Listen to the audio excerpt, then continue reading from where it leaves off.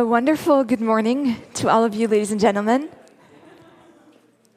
We're going to try and start and see if we have a few more people joining us. I believe there's a few people still outside of the room.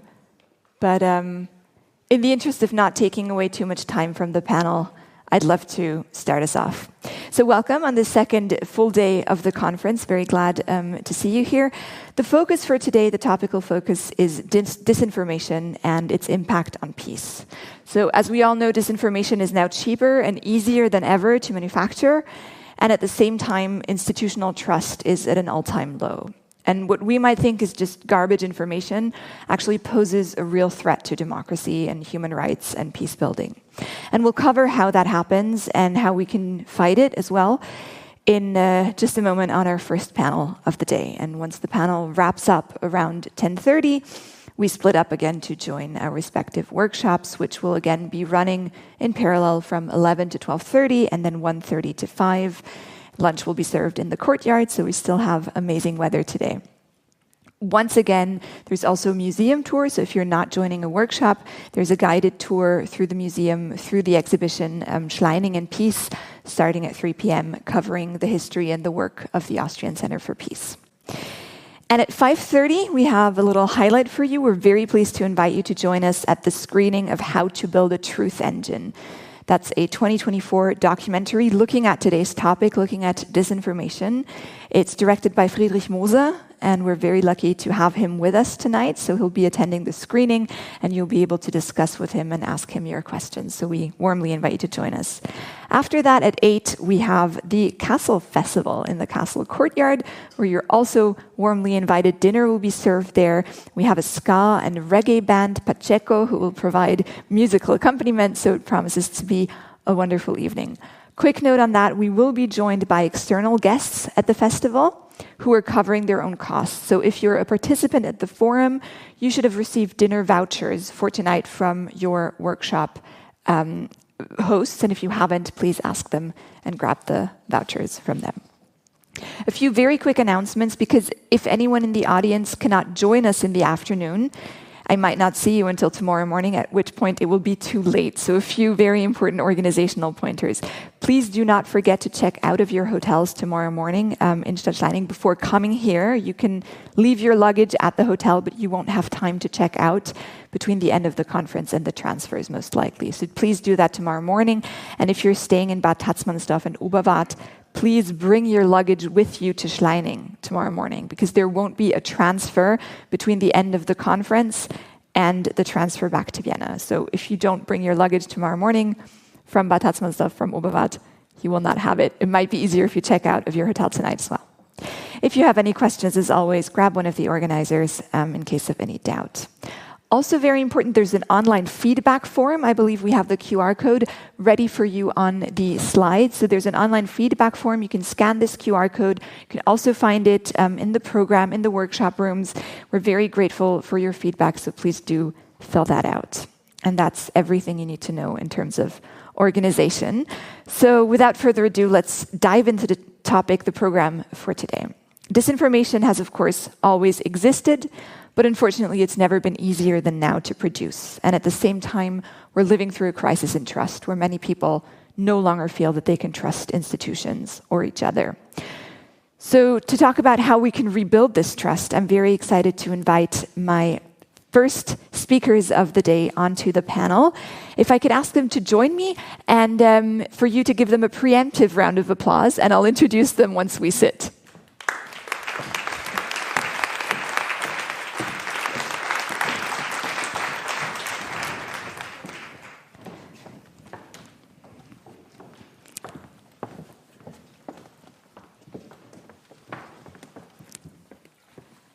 Welcome. Thank you so much for joining me. So next to me, I have Ambassador Lina Rukšteliene. We practiced. Lina Rukšteliene, who is currently serving as the ambassador of Lithuania to Austria, Slovakia, Slovenia, and Liechtenstein. Next to Madam Ambassador is Colonel Daniel Hikes-Wurm, who is a senior advisor for defense policy at the Austrian Federal Ministry of Defense, and he focuses on the security and defense policy implications of technological developments.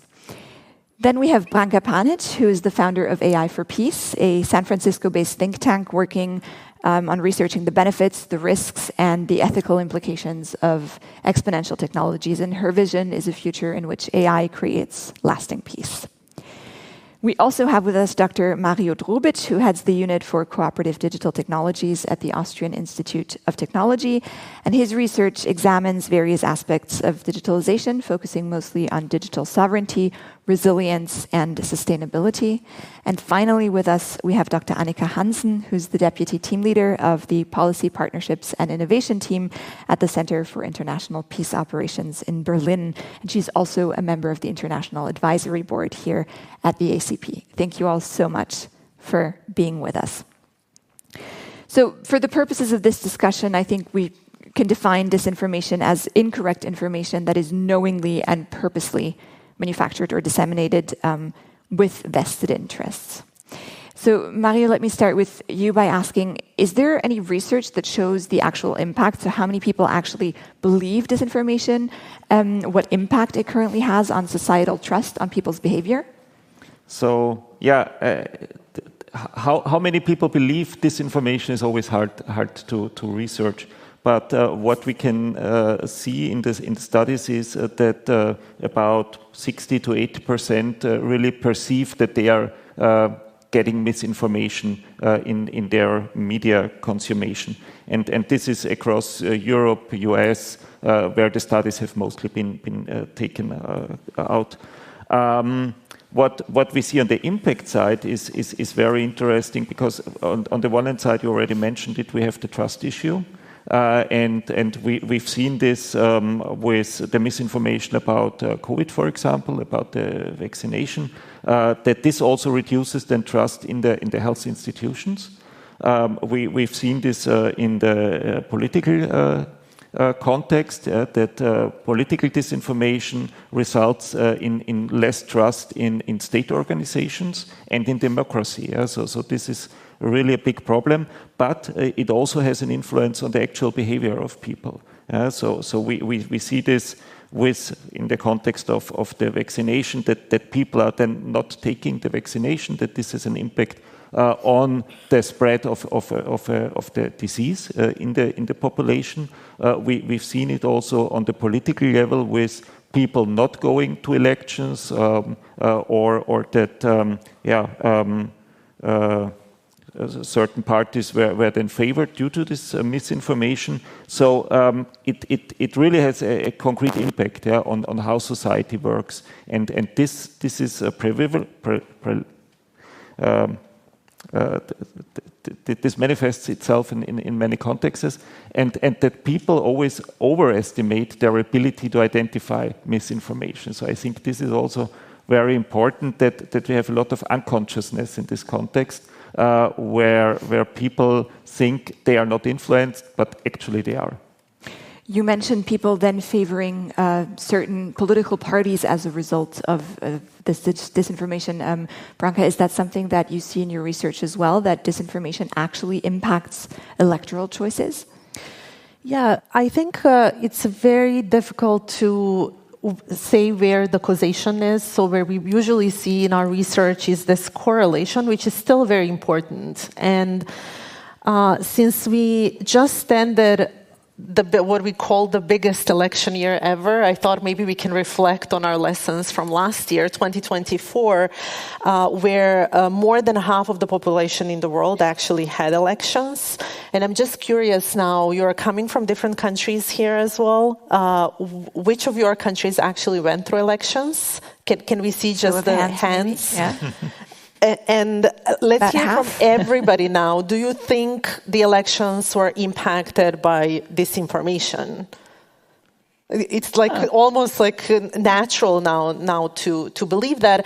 And then we are going even step further, and I will concentrate on that part because although the conversation around disinformation is really a broad one, for us as I work on artificial intelligence, we are really looking how these emerging tools are actually having a role. I don't want to say, well, they are, we still think impacting, although much more evidence is needed in that direction. And just to pick some of the data that I found about this, because if you ask people about this, you will probably hear as many different answers as people you have, including the data coming from this. And it's very hard to say something on a general world level as well. As you said, most of the research is actually coming either from Europe or especially from the United States. It was almost unbelievable to see how much of this research was concentrated on the US, like US was the only country out there. But no, we broadened this research, and this is actually coming from the organization International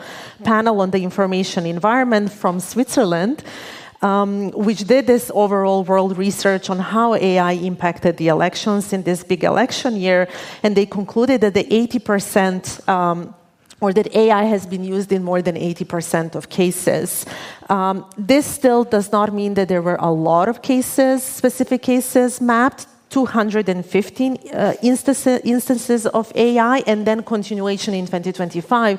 Some of the countries continued with the elections, of course, this year, and we mapped 9 quite substantial cases of AI use, which we believe impacted the voters as well. Now, I think it's also important to say that not all of these uses are malicious. In fact, across the Global South, which is really interesting, we saw usually Global South is mentioned as a sort of a vulnerable area, fragile setting where some of these technologies are being misused and that are even used as a testing grounds for some of the autocratic or misuse elements. In fact, a lot of Global South countries use this in a positive and proactive ways, where parties and candidates just realized we can use this for a campaign, not for to spread misinformation, disinformation, just to present their candidates in a better view and better note. Now, the final one for me, sorry, this is a really important one, because when we ask what the specific impact is, I think last year we got a very tangible example of Romania elections, and I think most of the people here follow this, and I think it will stay in a history as an example of election that was actually annulled and cancelled due to the impact of TikTok and malicious impact of technology and the use of technology. And later on, maybe I can talk more about algorithms and how they are misused in the back end of the entire disinformation campaign. Let's look at a few specific examples, because you already mentioned Romania, Madam Ambassador. Of course, Lithuania, as a Baltic country, has become one of the primary targets of disinformation, mostly from Russian state actors and certain very popular narratives in the region. One of them, for example, alleging that states are discriminating, oppressing Russian-speaking minorities so as to sow ethnic division and division among citizens. So maybe you can describe the situation in your country a little bit. Would you say the efforts are successful? Are they making a tangible difference in Lithuanian society? Thank you, and thank you for inviting to this panel, and good morning to everyone. Well, of course, we understand that propaganda and disinformation is becoming part of our everyday life. And of course, we understand that those who are initiating certain campaigns are targeting different groups of a society. Minorities might be one of those groups, but in our case, I would say that it's more about social groups, but not about minorities or people representing different background. So social groups, socially vulnerable people, less educated people, nostalgia-led people might be easier targeted than minority groups. For example, the last census data says that in Lithuania we have approximately 85% of Lithuanians who consider themselves Lithuanians, approximately 6% Polish people of Polish origin, 5% of Russians, and less than 1% Ukrainians, Belarusians, Jews, and Tatars. And I've checked while I was preparing for the session the support of different minority groups towards Lithuania's security orientation, towards NATO, towards presence of ally forces in Lithuania. And I was pleasantly surprised that there is no difference among national minority groups or among different groups. there is a difference between educated and less educated people, socially less vulnerable and more vulnerable people. But among national minority groups, such an issue is not, it was not registered. So, but of course, Russia has been using this issue for decades, and even the question that you've raised today shows that they are quite successful, because we are presenting us as a country which discriminates minority groups, which is not the truth. National minority groups are, we have education in the national minority languages, we have citizenship, we don't have any kind of restrictions in any source of life. Of course, Lithuania is, we'll have Lithuanian language as a state language, so you have to learn it. But otherwise, I wouldn't say that there is no kind of discrimination. But they are quite successful, and I would say that it's, of course, one of the issues which Russia uses against us and also uses minority groups is a falsification of history. Presenting history with pseudo-historical facts is something that Russia is trying to do, and they did the same against Ukraine before the full-scale war have been started, and they tried to do something similar against us. It's a very important keyword, I think, falsification of history. Very interesting. That's one of the key methods that we see. Maybe if we move to a different part of the world, Daniel, can you share some specific examples of disinformation campaigns that we're seeing in the current conflict between Israel and Iran? Have you looked at that? Yeah, thank you very much for the questions. Yeah, so now the mic is on. So the war between Israel and Iran is just another turning point relating to technologically fueled disinformation campaigns. What we see is actually an overwhelming amount of hyper-realistic AI-generated videos floating on the internet, and especially the social networks. So the identification is really difficult, even for experts. So the example I want to bring here is that the video of the bombing of the famous regime prison Evin, it has not yet been possible to actually identify or clarify whether the video is authentic or not, although it's very likely a fake. So what does that mean? So we see that technology has progressed really fast, and for future challenges, that means basically it will result in this kind of shaky understanding of the events. That means it's blurring the lines. So who is the good, who is the bad? And technology is getting faster and faster and even more accessible for almost everyone. So even in the first 10 minutes of a conflict, of an event, there are thousands of videos, messages, and contributions with uncertain origin. So, and this is the issue. These videos and pictures can then intensify the feelings in an already charged conflict and mobilize people even more. So that means speed is key, and whoever owns the information or whoever is able to shape the information environment pretty fast sets the pace and can also shape the narrative. And whoever owns the narrative can actually gain an advantage in this conflict. So what we call information warfare is about owning this narrative, shaping the information environment.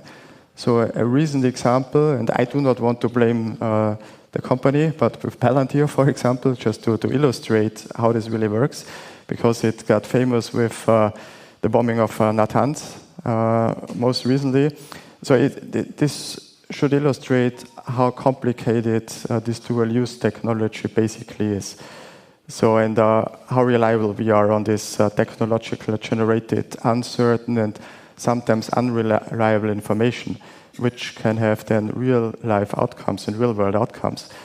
So it's about this software Palantir developed already back a few years, which makes huge amounts of unstructured data from a very wide variety of sources analyzable. So in real time, visually processed, and also linkable. So one could call that a kind of strategic weapon, and it was built actually originally for US counterinsurgency purposes. So, and then the game changer is because it transcends the limits of the classic database queries. So it combines now text documents, images, geodata, communication histories, and much more in an intelligent analysis model. So, and then now it comes to what kind of real life impact it has. So the EIA, so the International Atomic Energy Agency, uses this kind of software since 2015. It relies on this Palantir platform Mosaic. It's kind of $50 million system, which shifts more than 400 million data points, like satellite imagery, social media, personal logs, in order to predict nuclear threats. So that was the purpose for it. The problem now is, so the software originally designed for war zones and counter-terrorism is now presented to a neutral institution like the United Nations body for their intelligence purposes. Mosaic was funded actually by InQtel, so it's back then the CIA's venture arm, and it's always kind of biased, of course. So the algorithms are still a black box, it's unauditable, and it's proprietary. So the core architecture is closed. And Mosaic is now shaping these geopolitical outcomes of recent conflicts, and can still, if you allow me, kind of fuel wars as well, because the outcomes have justified punitive actions. So, for example, sanctions against Iran 2018, but now most recently Israel's Operation Rising Lion from 2025. So like bombing Iran's Natanz nuclear facility. So the question arising from that is, how much do we actually want to rely on those systems? How much control do we need? And how much transparency is required in this whole dual-use environment? So with that, I would just stop here. I think that's a very important point that Branka also hinted at, right? That we don't always have an insight into how the algorithms, technologies in the background work, on what information they base their conclusions on, but then we have very real-world outcomes that follow from that. Maybe, Annika, if we can look specifically at peace operations that are also quite often targeted by disinformation, maybe you can share with us from your work, from your mission areas, one or two examples of instances that disinformation has affected peace operations. Yes, sure. I think it's important to note that there are two sides to this, two ways in which disinformation affects sort of peace operations and the context they operate in. So first is the fact that the information space, as we've been talking about, has become such an important factor in the conflict dynamics. And disinformation increasingly it has a destabilizing influence in those conflict dynamics. And on the other side, peace operations are directly targeted. So first, it's important to understand that disinformation doesn't fall out of the sky. It feeds off existing grievances and divisions in society, and it elevates those and twists those for political purposes. So when you said in the beginning that we, rather than discussing disinformation definitions, we consider this fabricated, there's always, it's never black and white. There's degrees of veracity, of truthfulness, and there are degrees of how, with what intent disinformation is distributed. So it's not the sole cause, but it can lead to offline escalations of violence, and for peace operations then resulting protection challenges. We've seen that in the DRC, where misreporting and fast-spreading or deliberate fast-spreading rumors contributed to violence and displacement. We've seen it in contexts like Libya or the Central African Republic, where political opposition is targeted, where minorities are targeted. In Libya, there were some women activists that then eventually, and this veers a little bit into something that's slightly different, which is hate speech, but that had to leave the country because they were systematically targeted. And in the Central African Republic, it was to do with the constitutional reform process, where people working on that process were targeted. But also in places like Kosovo, where divisive narratives are intensified through disinformation. Now, disinformation doesn't have to be digital; it can be analog. But as we've heard, the tech really increases the speed with which it spreads, the spread, the complexity, and some people speak about the weaponization of digital communications and social media. So quickly on the second part, when peace operations are directly targeted, it both affects their safety and security very directly, but it also undermines their ability to implement their mandates, particularly where their movements are then restricted. There was a survey among peacekeepers a few years ago where 3/4 of them said they felt threatened and impacted by disinformation. This has gone down a bit in recent years, but that's a lot to do with the withdrawal of MINUSMA. So one of the big theaters in which this was playing out is no longer there with peacekeepers, at least. For peace operations, their legitimacy and credibility is their greatest asset, but also their greatest vulnerability. So that's exactly where disinformation tries to strike. And I think it's important to note that there always needs to be space, and this goes to the veracity question, for legitimate criticism of missions. So a lot of the disinformation in mission areas has to do with the perceived lack of effectiveness of those missions, which it is completely fair to criticize. But where that is then twisted and leads to attacks, then that becomes problematic. Very quickly, so typically peacekeepers are accused of collaborating either with rebel groups or too much with for instance, in the DRC, MONUSCO is accused of collaborating with Rwanda in supporting the rebels. They're accused of stealing resources and using their trucks and bases as sort of a mafia control hub for illicit trade. In the Central African Republic, the peacekeepers were accused of using UAVs to attack government forces, of selling weapons to rebel groups, and this has led in some cases to staff members having to leave the mission because they were individually identified as people sort of involved that then had to go. I think final point.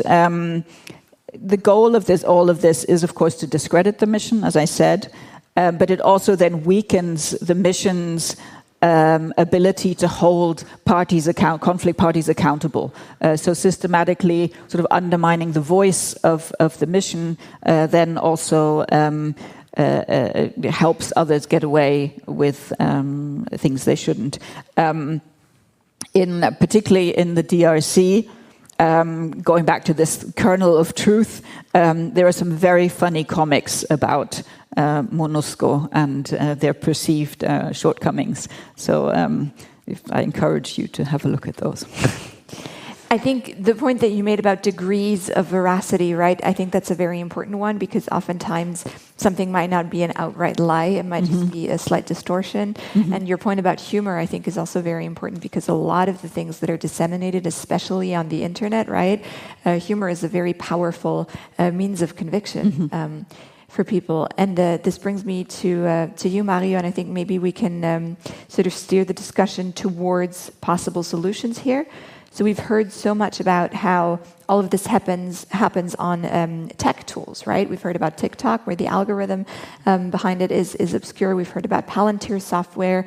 I'm also thinking about places like Telegram, for example, where anyone can disseminate anything and there's no checks. So how much can we force tech companies, do you think, to take some responsibility here beyond their own goodwill? Is that something that you see could be part of the solution? Yeah, So we have to look at two different levels here. Yeah, on the one hand side, we have basically the open media discussion, like in the social media channels and so on, and there was the tendency to promote this self-control. Yeah, that we had teams in the respective companies to monitor, and now we had the backslash with the developments in the US. That these teams have been basically reduced or removed, and that this is not happening at the core where the information is spread. So the question then is when we have this international connections here, and we have also states' interests involved, how can we enforce technological measurements or organizational measurements with these companies? And I think this is difficult, and there the legislative approach would be to make these companies responsible for what information they spread, and the European Union is moving towards this direction. The other level is when we talk about this closed channel communications. You mentioned Telegram and so on, and I think there it is much more difficult, because there we also have this constant balance between privacy of communication and monitoring the content, and taking care of people communicating. So this is, I think, a very delicate point. And in Austria, we just had the discussion about the Trojan horse to be installed on mobile phones, and there was an intensive discussion then how can we restrict this so that it is only used for the purpose it is intended for. And this would be one approach, because then you're working on the end device and not dependent on where the information comes from or where the server is located. So there are possibilities, but we always have this privacy discussion, and we have to take care not to overstep then in the reaction and have a backlash then in terms of privacy and the right for private conversation here. So I think this is also a very political discussion we have to make. Let's stick with solutions on the state, the institutional level. Madam Ambassador, I know that Lithuania is heavily investing also in defense. How much of this focuses on hybrid defense, on defense against disinformation attacks and on countering that? Yes, you mentioned very rightly that we're investing heavily into our defense. We now dedicate approximately 4% of our budget for the defense needs, and it's going to increase next year up to 5 or 6%. So we really invest, and of course we understand that we have to be prepared for all different kind of attacks. So nowadays we see that everything could be weaponized, migration, information, whatever. And also we see that from misinformation, disinformation, propaganda, our neighbor Russia is moving to kinetic operations, also attacking, physically attacking opponents in living in Lithuania, sabotage property, damage infrastructure. We all read in the in papers that underwater cables been damaged in Baltic Sea one by one, 3 or 4 times in a row. So we see that it's not only disinformation, it's also some other attempts already made. But coming back to disinformation, we see that it's also important to involve the whole society, because it's a whole society is affected, not only institutions, not only militaries. And the whole society should be as resilient as possible. And therefore we involve, of course, institutions, but also media, NGOs, academia, into the increase the media literacy, critical thinking of population. And also we have established some kind of cross-institutional working group among different institutions in Lithuania in order to detect and to counteract disinformation and information campaigns carried out by our neighbor. And we see that we see increase of disinformation campaigns while we're organizing some kind of very important events. NATO summit was held in Vilnius, so before NATO summit we've seen huge increase in the different campaigns. We also disconnected from all Soviet-style electricity grid with Russia, so while carrying out the last steps in disconnecting from the electricity grid, we also seen increase in the disinformation campaigns. So in general, this cross-institutional group was very effective countering disinformation, such a difficult or maybe more important events. So that sounds like a very holistic approach on many different levels. Daniel, do you feel that in military institutions currently, are we seeing a strategic enough response? What would a strategic response by military actors look like to prepare to counter disinformation? Yeah, that's a very tough and difficult question, because it's always about asking what role should military play in this whole information domain at all. And so yes, we are preparing for that. We are increasing our investments in capabilities and capacities such as strategic communication and so on. So we are training our soldiers, our employees on that. So what is this information? How can you actually recognize it? What to do about it? From an institutional perspective, we're also looking into technical measures. Of course, so we are running several projects, also one, for example, with AID, of course, and other institutions. And on a European level, we have several entities dealing with that. But as was discussed before, so that's not a pure military issue. So that's a whole of society, whole of government topic, which needs to be addressed properly. So in order to avoid kind of securitization of this whole domain, and it was mentioned before, so the weaponization of social media, it's a risk because there are some technological developments which make this even more difficult. So now with AI getting more and more important in our everyday life, we have the ability to basically micro-target people. So a kind of individual approach, so from several actors, which makes this whole environment even more difficult to tackle. So, and the question of what role should military play needs to go hand in hand with what role should the society, what role should the state play in that. So when it comes to dealing with tech companies, for example, there are several attempts, of course, of the European Union, it was mentioned, like the Digital Services Act, for example.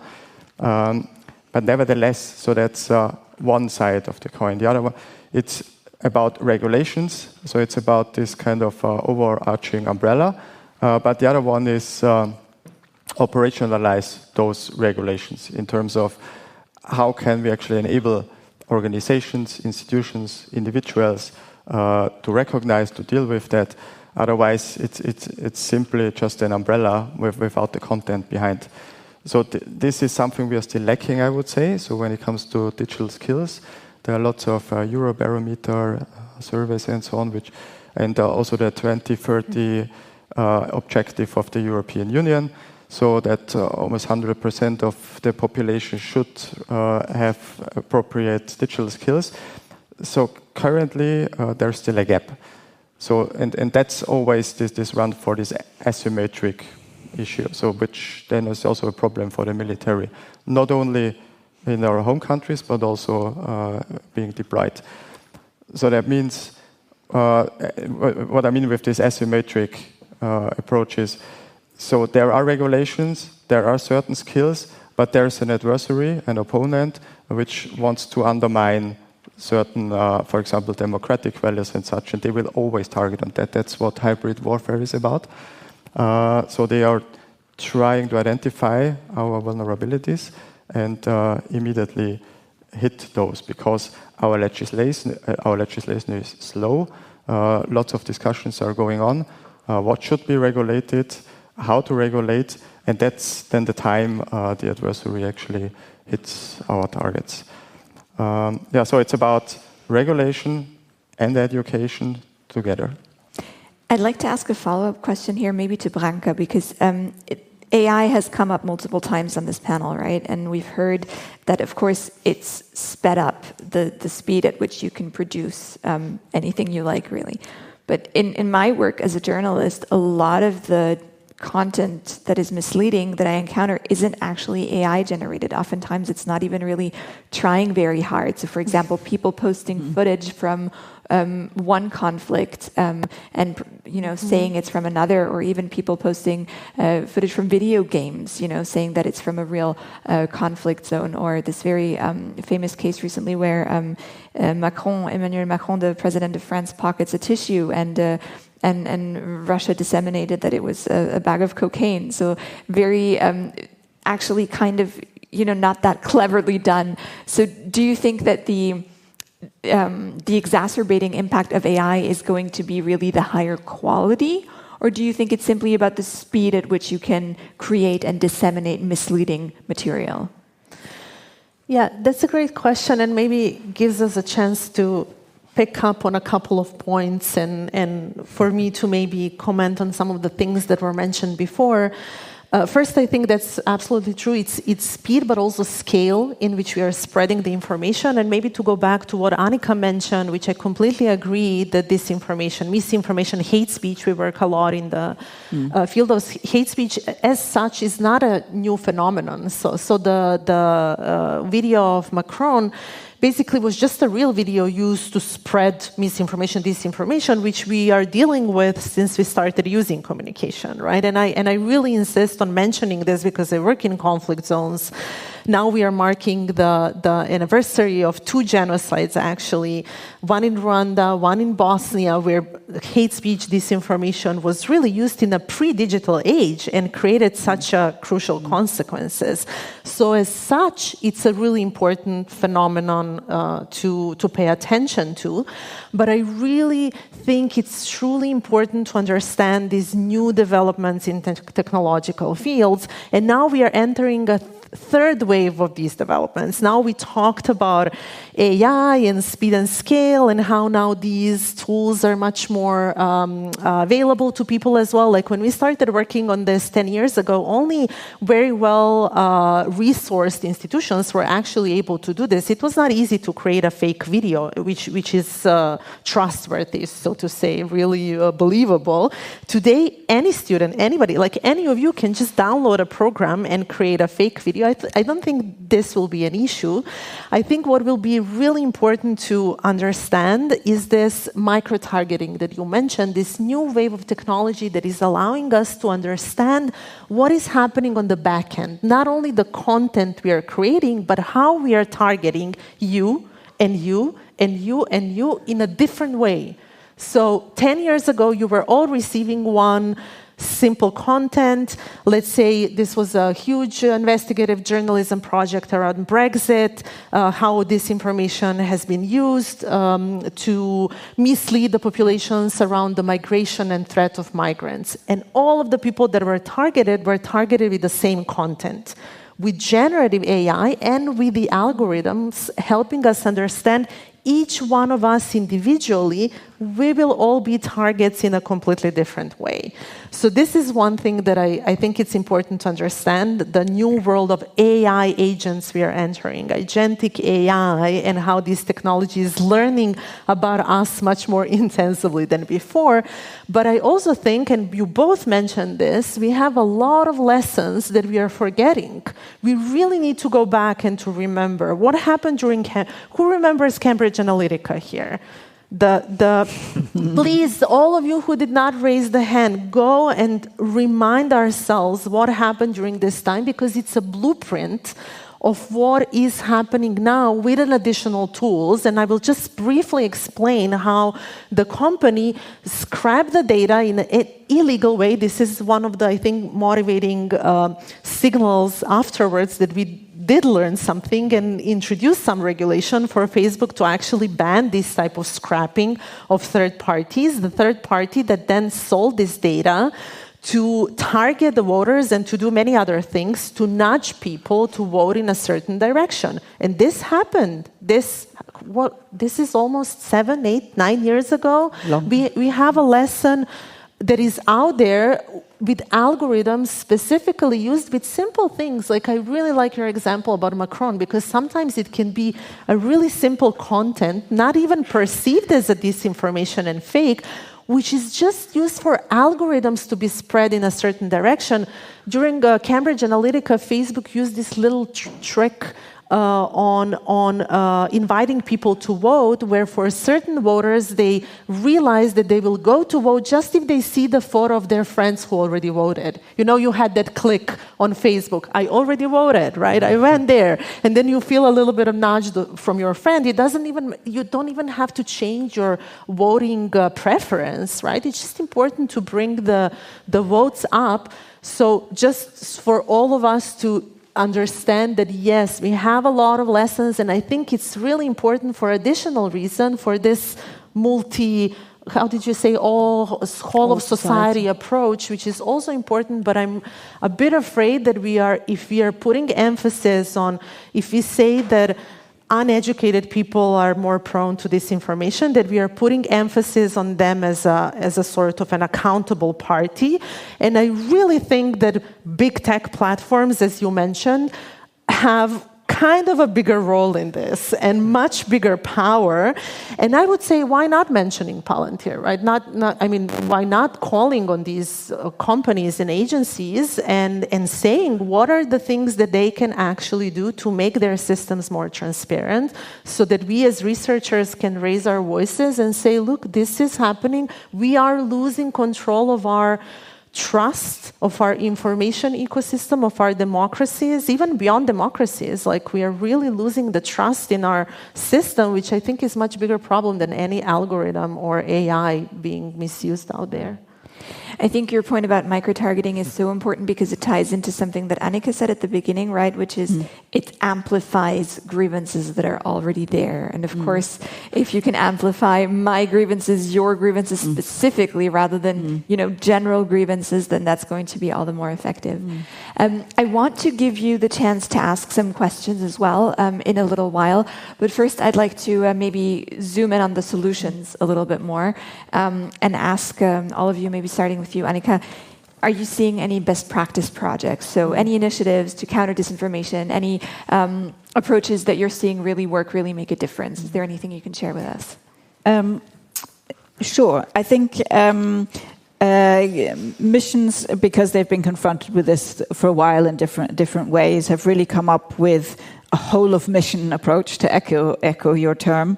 But I wanted to just make one remark going back, which is because I've spoke about peace operations, but really this affects everything the international community does in the security, humanitarian and development field. And so when we talk about maybe like the interaction with big tech, one of the things the UN is learning is how to be better at speaking with one voice when they engage with the tech companies, because you had maybe UNHCR talking to tech about the data question. You had, the Department of Peace Operations talking about content moderation, but really to try and use the huge leverage really that the UN has when they do speak with one voice, to have some sort of engagement or better engagement, more constructive engagement with the tech companies. As we've heard, there's quite a few actors involved, and for peace operations, it's really critical to understand incentives, goals, processes, channels, target groups. And also, I think you mentioned the NATO summit, windows of risk. Where is an election coming, or when do we really need to be aware that disinformation might be stronger? So the UN peace operations have done a lot in terms of really working on strengthening their situational awareness, and particularly on the analog side, they have ways of monitoring radio and narratives, not just to spot disinformation, but really understand what the narratives are, so that when they can see, so they understand the information environment more generally, as well as technical tools to do social media analysis.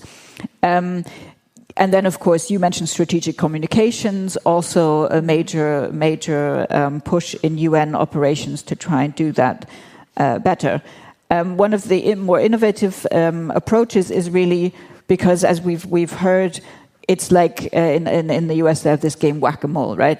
So something pops up and you try and react, you try and debunk. I think everybody has sort of given up on that, and instead it really is about even in the context of peace operations, trying to build resilience, trying to work with civil society organizations, strengthen media literacy, work with bloggers, and so on. It's still sort of given the wave of disinformation. It's still sort of here and there, but there are some good examples, I think, that we can learn from. And then partnerships, working and learning from each other, I think, is something that the UN also tries to do. And maybe, because I've spoken a lot about the UN, it's interesting to note that there is an EU mission in Moldova which has a specific mandate. It's the first mission that has a mandate to work with the government to strengthen cyber resilience and strengthen the society in the face of attacks. This leads me to my last point, because I think what's particularly difficult in terms of response for peace operations is when either the host government is complicit because of course they are dependent on the consent and the collaboration with the host government, and a feature of conflicts today, which is an increasing internationalization of conflict environments where third-party actors spread misinformation, like in Libya, mobilizing support for General Haftar. In Car, Russia was driving accusations against MINUSCA, the same in Mali, which makes it very difficult for missions to fulfill their political role, to find political solutions. So just, I think that's one part that we, the people that makes it really difficult. We've spoken a lot about the tools and the effect and so on, but what is behind it? And maybe one last thought on the what is different now, and what AI also, I think, enables is to have a much more strategic approach to disinformation as a strategic political tool, not just sort of in the context of the DRC where you're trying to stoke up violence or undermine the mission, but really at a major strategic level. I think that's very interesting, especially what you said about windows of risk. So, Ambassador, I'd like to invite you to share some solutions that you've seen work. But I would also like to ask an additional question, which is, we know that, for example, you said the NATO summit, right? We know there are these windows of risk, but at the same time, we know that we have waning institutional trust. So how do we include the public? Do we ask the media to tell the public, listen, be more aware? There's a heightened window of risk right now, knowing full well that many people in the public no longer trust the media. So how do we include civil society from an institutional side when trust in institutions is waning? Well, probably in Lithuania situation is a bit different than in many other countries, because we know in which environment we live. So in general, the whole society, media, NGOs, institutions, we know that we have one enemy. And media should not be explained that we should be aware and we should be reacting properly. So as I've said, there is an interinstitutional but also a whole society approach towards countering disinformation. And as you've said also, for some important events, it's very important not to leave a space empty. So in general, it means that the institutions should communicate intensively, transparently, comprehensively on all developments. So if you fill the space with trusted and reliable information, so in general, you do not leave a space for disinformation. Of course, everything might happen, and in social networks, it could be spread, but still, there would be always possibility to check with reliable sources and to see where is the truth. I would like to also mention some Lithuanian initiatives which might be of interest to others. For example, in Lithuania, because I've said it's a whole society approach, so it means that we always try to involve as broad social groups as possible. So we start with children, And we have in Lithuania already for several years national disinformation literacy exam for senior school children.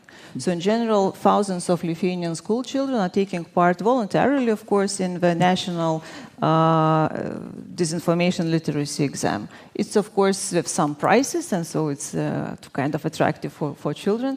But at the same time, it's also, spreads the information among different groups, and through children, it goes to the families. Another initiative, which is already 10, 11 years old, is called Lithuanian Elves. Why elves? It's because elves are fighting with trolls.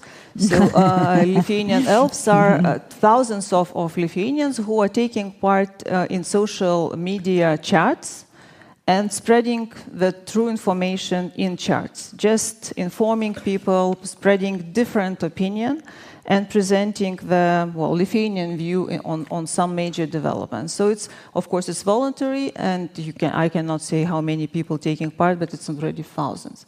So it's already like 10 years ago started. So you can see that it's a not new phenomenon. We're already fighting disinformation for more than a decade, for sure. But I think it also shows, doesn't it? I mean, I love the concept of elves, but somebody needed to come up with that. Somebody needed, that's a communicative effort, that's a creative effort that you need to invest resources in, right? It's not going to happen by itself. So I think that's a great example. Daniel, did you bring any initiatives, any examples that you can share?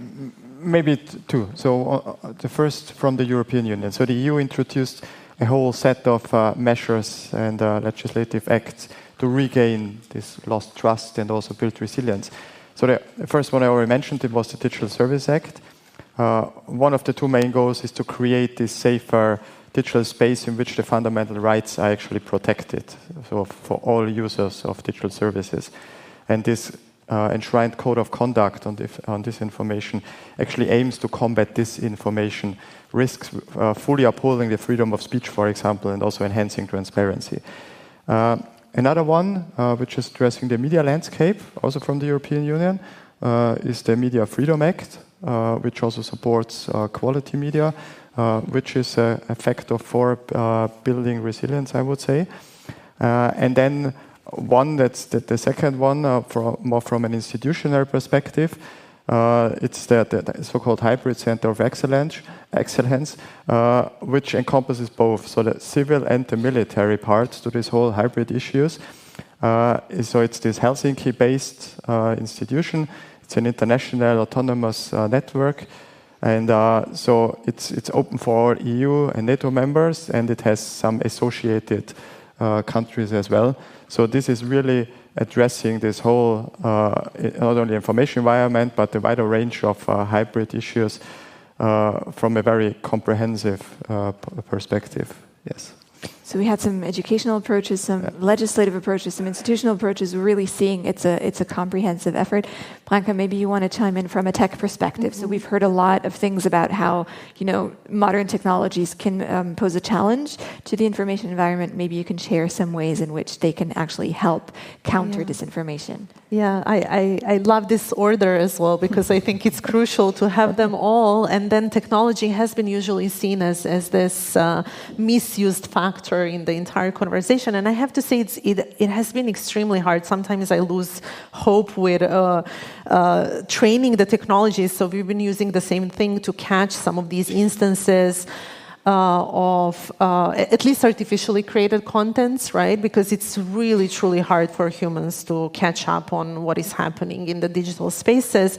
And I kind of had a feeling that we are doing a favor to malicious actors as well, because as soon as we publish something, how can you actually figure out that a certain content is artificially generated? They pick up on that. So they're extremely fast, they advance their systems, and now this is not a relevant factor anymore.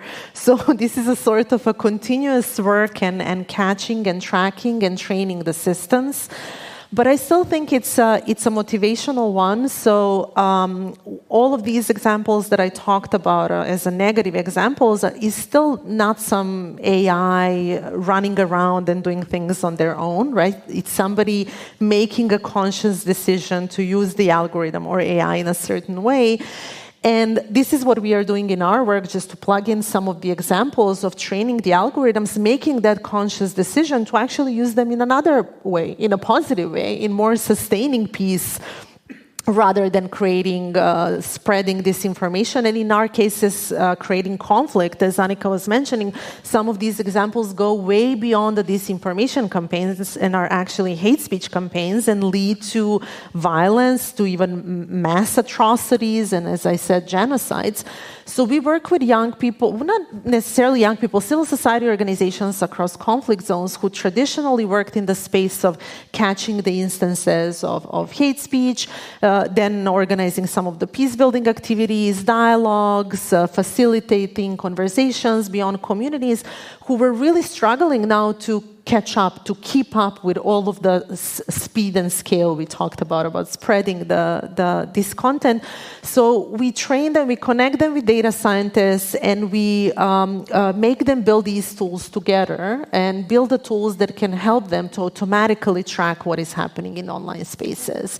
And then to react also in a virtual space. I like this example from your country as well, how we can also use the tools for this, not necessarily for spreading the hate speech or disinformation, but spreading the peace speech as well. And also understanding, now we know a lot what constitutes hate speech online. We don't know a lot what constitutes peace speech online, and what can have impacts, positive impacts in conflict areas.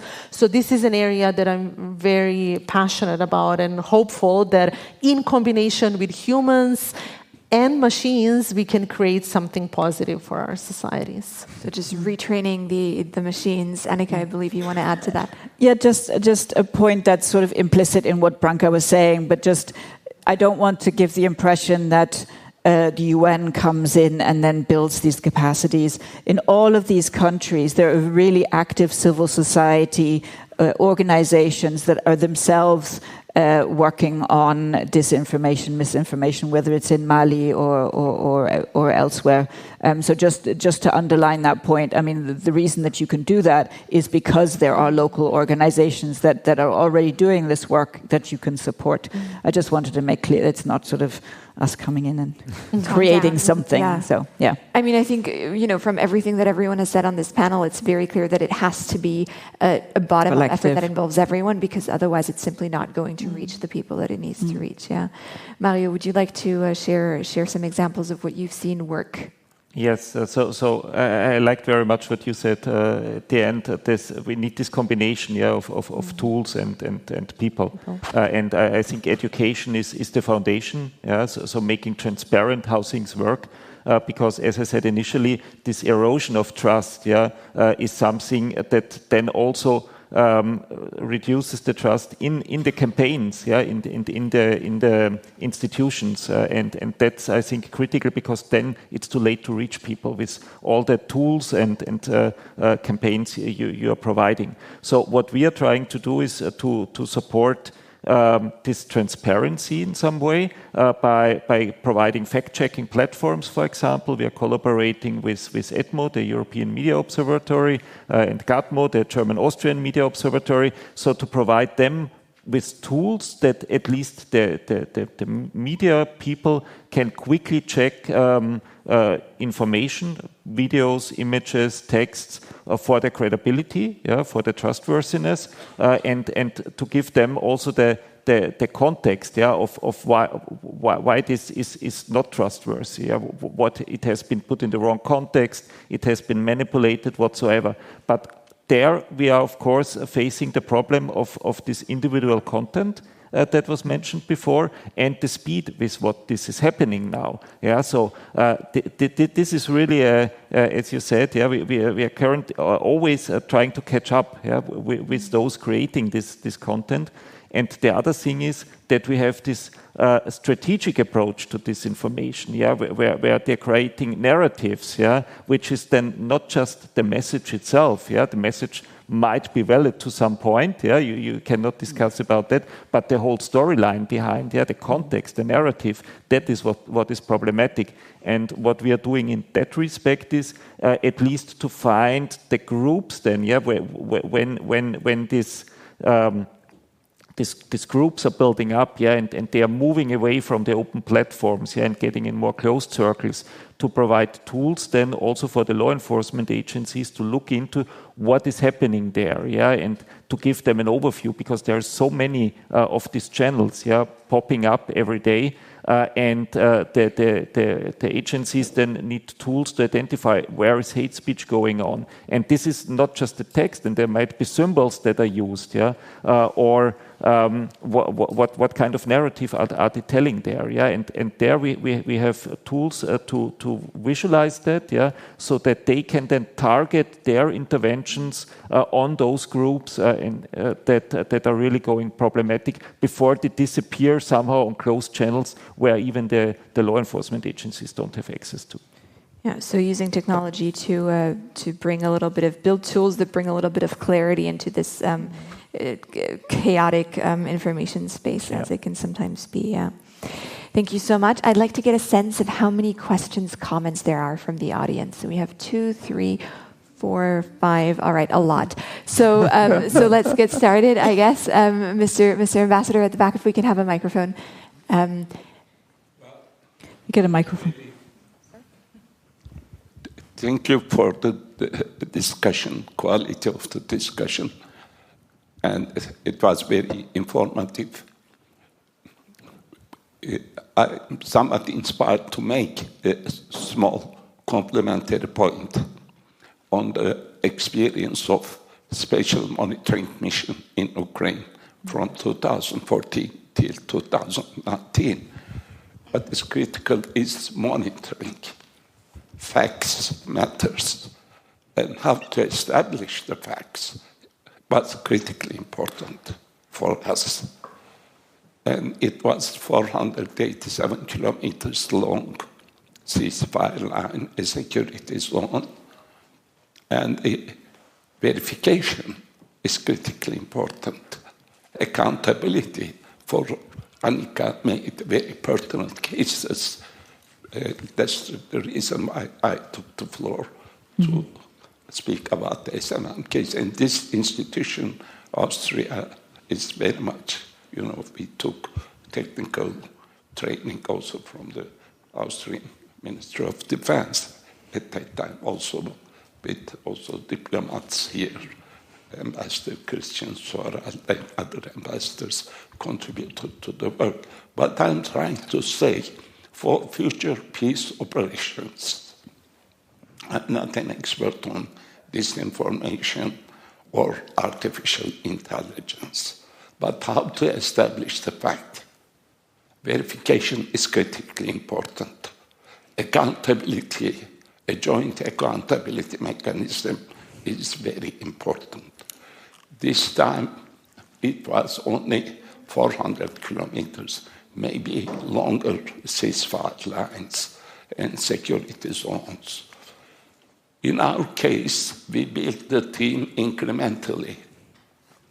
We were, at the beginning, just a mission for political monitoring, but then we somewhat transformed into an operational monitoring. We start to use technology, UAVs, some electronic cameras, also some satellites and others, and we took what was Alfinch. I will not take further time. We were producing every day a daily report. Daily report was very critical because the local teams were sending the data, we were compiling it. What we have learned, data processing is also critically important. Data processing. We established at the end with the colleagues a fusion center with technology, but how to manage with the data, how to evaluate it. I'm not, again, an expert on technology, but for future peace operations, my humble opinion, still human patrols is the essential thing. Technology is a force multiplier, but a complementarity one. Facts will matter in the future also. Thank you. Thank you so much for those additional comments, and I think it ties in with what Branka and Mario were saying about using tech also for good. I think satellite imagery is a prime example of how you can use it for verification purposes as well. We had. May I add? Of course. Because it's a very interesting question, and please allow me, as a military person, it's always difficult to talk about such things, but yes, facts matter. But I want to open a new track on this now, so talking about the cognitive warfare issue. So actually raising the question what fuels or constitutes then a kind of cognitive behavior, so the mental decision-making processes. We are talking a lot about cognitive biases and such things. So therefore, whoever is maybe faster with something and triggers some emotions, feelings, and so on, can actually impact that, while getting the facts right later on might not have the same impact. So from an institutional or state perspective, yes, that's true, but it's critical to actually link those two things. Otherwise, we will lose this kind of war about. Yeah. So you mean linking the sort of human cognitive bias aspect to the facts on the ground? Yes. Thank you. We have one question here, another question at the back, and a third question here. Hello, thank you very much for this very insightful discussion. I would like just to briefly bring in the point from the media perspective. I am working in the office of the LSE representative on freedom of the media. And what we see is that, like, the role of the media was mentioned already, how they can help against disinformation. What we see is that nowadays the major part of media outlets' activities is online, and they are highly dependent on big tech platforms, which have become like gatekeepers to information. And platforms nowadays can really control what content is being seen, also how news content can be made available and visible to users. So this is a major issue. We are in the office working on a report on media and big tech with recommendations to OSCE participating states on how and what they can do to help improve media content visibility and availability online. So just briefly on this, and also I have a question on fact-checking. It was mentioned that it is more and more difficult to recognize disinformation with the evolution of technology. And I would like to know if you think that fact-checking can be also improved with AI, if AI can help to fact-check more quickly some AI disinformation. Thank you. Mario, yeah.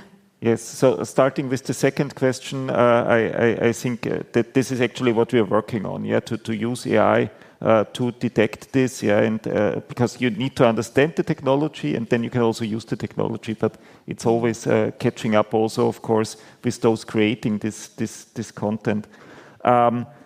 The first question was not a question. No. It was the issue of the fact that the content that we see on platforms is highly dependent on the platform itself. I wanted to comment on that as well, because that brings me to this digital sovereignty, and understanding the algorithms and having transparent algorithms. You mentioned this with Palantir before, but I think this also applies, of course, for these algorithms that decide which content we are seeing, and if we are relying on algorithms where we as Europeans don't have access to and don't understand how they work, I think this is one of the core problems that we are currently facing as a European society. Annika? Yeah, maybe just a small comment. I think this of course, we have several conflict areas, whether it's Gaza or Sudan, where it's almost impossible to have actual physical reporters on the ground, which then makes it those areas where truth is very contested. And it's difficult to do what you're saying, proactively fill a space with truth and have reliable, good reporting. And that makes it all the more, reliant on technology and just enhances the problem where really we are most dependent on really getting some good, reliable information. So there's a tension there, and the work that you do is really important. Thank you. The lady in the black shirt had a question as well. Hi. Thank you. It was really, really insightful. I noticed that more and more apps are getting out there that depend on AI. And some of those apps really, really are directed to vulnerable groups. Like a friend of mine is developing an app that helps connect psychologists with patients, but some forms are already created with AI. I personally try to plan something educational, so also a vulnerable group. What kind of measurements in security have to be set in place to protect those groups? I mean, it's used sometimes really carelessly at this point to inject that knowledge that is created actually by humans and that could influence a well-meant product in reality. Is there something to take measurements? Thank you. Branka, maybe you want to take that as the... Yeah, I think that's a great question and important beyond especially for vulnerable groups. I can make a parallel with our work when we work in fragile and conflict settings. This is what we also understand as additional fragility, right? Using any of these tools can create unintended harms. In this case, I mean, in any case, to be honest, when we are developing the digital tools, for me, the minimum would be those ethical standards that we've been working, like this space has been growing for a decade now, trying to make a point that these cases are really important. And the very first point for me would be don't allow technologists only developing these tools, where you see often this as recognition of opportunity of creating something in a vulnerable space, offering a service to a vulnerable population without knowing anything about that field of work. And I can share an example of my friend as a good example, who is actually a doctor working on sleep studies, who is developing such an app to help to try understanding that he will never be able to reach all of the people in his in hospital where he's working on clinical studies, and he wants to try to use technology to reach out to broader groups of people to train the system with his own data, right? He's not scrapping something from the internet. He's putting 20 years of his career in this, which I would say is a good starting place. With that layer of, we need to make sure that all of the people with field experience, with such type of topic experience or even lived experience, understand the nuances of technologies and all of the additional risks that are coming with this. And this is what we have been seeing in our work a lot as well, where people who are building the tools are kind of leaving this to field experts. Like, you are experts in do no harm. You are experts in conflict sensitivity. You will know how to deal with this, without having any knowledge on algorithms and how the algorithmic systems are functioning. People will not be able to embed do no harm. So this would be the very first basic, we call it ethics by design. Don't wait for these products to come to surface. While you start designing them, put all of these guardrails and systems and principles embedded in the design of the system. Yeah. I think Mario and Annika both have a comment to add. I just have a very, very small addition to what you're saying.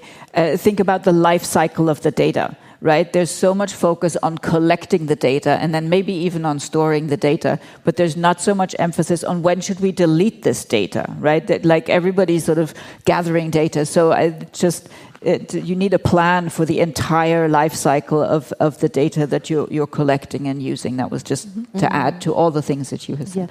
There is an entire movement of data minimization as well, understanding that because this was a trend, this is where the money was coming. The more data you have, right, the better you're positioned to actually earn something out of it. And now I think we did quite a bit of work and good work in emphasizing that this data minimization is important.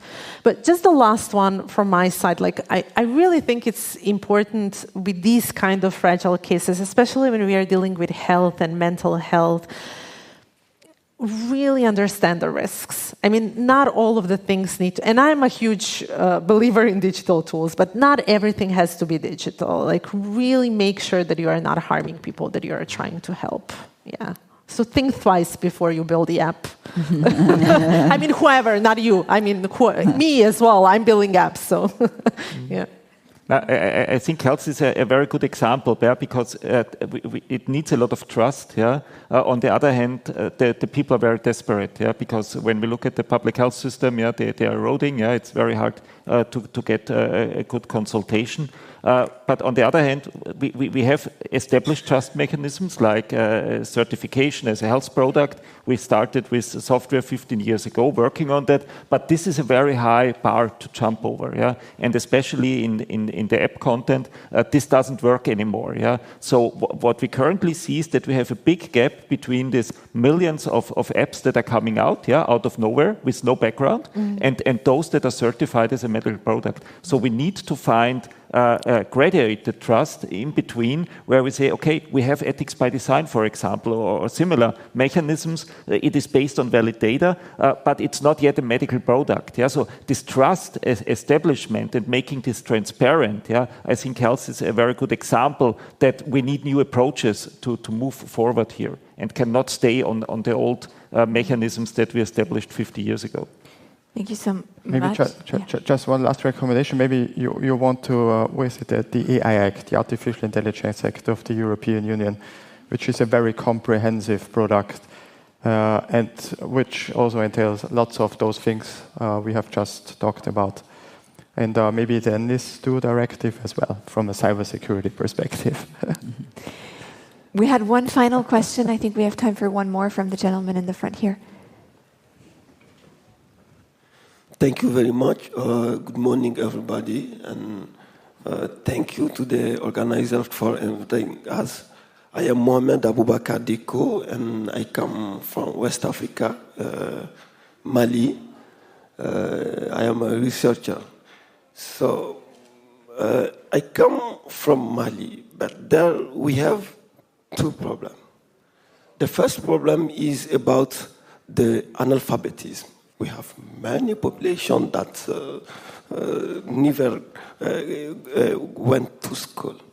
And the second problem is about the network.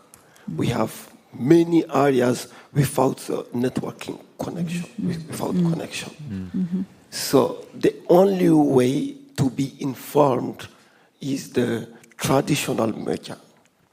And this is why my question is about the economic model of this media. Given that this media, as we heard about it, contribute to misinformation and disinformation, and that this media position are often dictated by their founders, the one who give money. So the question is, how can we reconcile the need for independent media committed to peace with the necessity of a lawful and a sustainable economic model? This is my question. Thank you.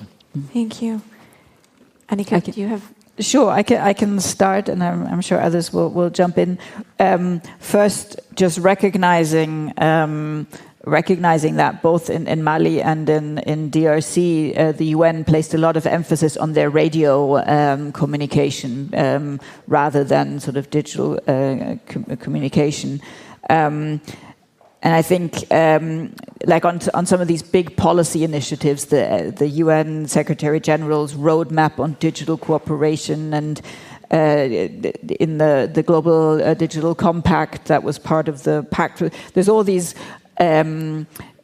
calls for and demands for more connectivity, connecting the whole world, that as an important factor in development and so on. But we're still a long way, clearly, from making that happen. I think it's been recognized, but there's still a lot of steps to go in order to do that. But in Mali, also, the mission worked with traditional media, with journalists, but also with bloggers and so on, in order to try and strengthen. But it's always, you work with individuals, and I should also say, some have cautioned against that, because if those journalists then are critical of the government, of course you then sort of put a target on their back. So you have to be, it's a challenging, but I think it's important because you need the capacities locally. Thank you so much. Can I maybe connect on this? And I think you raised so many important points, not only in your question, in your introduction as well. And first, this one, which I'm really glad we are not leaving the room without understanding, that 2.6 billion people in the world still don't have an access to internet. And this is what Annika is mentioning. There is a huge effort at the UN to recognize this and to really work on this gap. We worked on electricity gap, digital gap, internet gap. Now we talk about AI gap. And will this actually create the situation? We are quite, I mean, at least in my organization, we are quite optimistic, but also in moments pessimistic when we see these kind of numbers. Now, this is at the same time making our work much more accurate and better. And this is this part of demystifying AI that I would like us all to understand, because so much of the work that goes inside of the data, even data collection, comes from people on the ground. In this kind of context, we count on local monitors. In some cases, the technology is already on that level to automatically scrap the information from media or from online resources. But you can imagine, in your country and mine, you cannot trust all of the resources out there. So we work with trusted people who are on the ground and who understand, who are listening, who listen their communities, understand what is happening, and helping us to actually take that as a data point in our systems, for example, when we work on conflict prediction. Now, you raised the question on economic model, and I'm not sure if you think about economic model of journalism or social media platforms, because I think it's maybe related as well, but I still think journalism has a certain dose of at least some media or many in some cases, this dose of journalistic responsibility as well, putting their economic model. Even I think New York Times basically gets the money from their quizzes or things like that, really making sure, right? Making sure that their journalism can stay independent from the resources that are coming. They don't charge things and so on, and they can keep the independence of their journalists really intact. With social media, we can talk for days about this, because I really think they're putting profit before people, and that's a big problem. And that's why all of these systems are not transparent and making our lives much more complicated in Mali and Mexico and many other countries.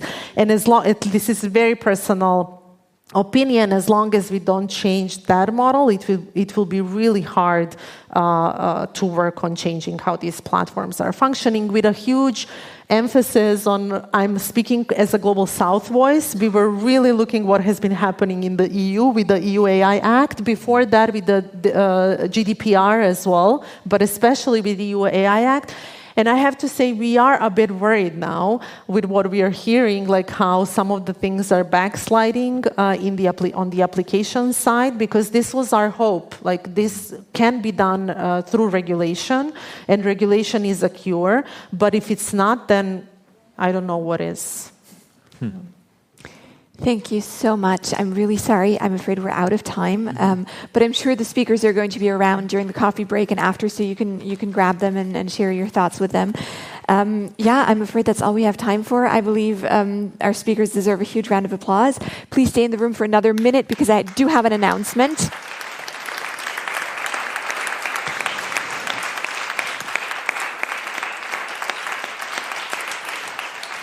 So before you make your way to your workshops, I just want to announce a raffle and the opportunity to win as a first prize 2 wonderful books written by Branka, AI for Peace, and then written by Nathan Coyle, Open Data for Everyone. So that would be the main prize. And as a runner-up prize, we have 3 beautiful pieces of art that you can see here on the set on the stage. They're these beautiful reinterpretations of the crane, the Austrian Center for Peace crane, redesigned by Nathan Coyle as well. So the way to participate is to draw a ticket as you leave the room. There's somebody waiting outside. You can draw a ticket, and the winners will be announced during the closing session tomorrow. So who knows? Maybe you're the lucky one. Make sure to grab a number. And please, I hope you have productive workshops. Please enjoy them. See you back here at 5:30 for the movie screening. Thank you.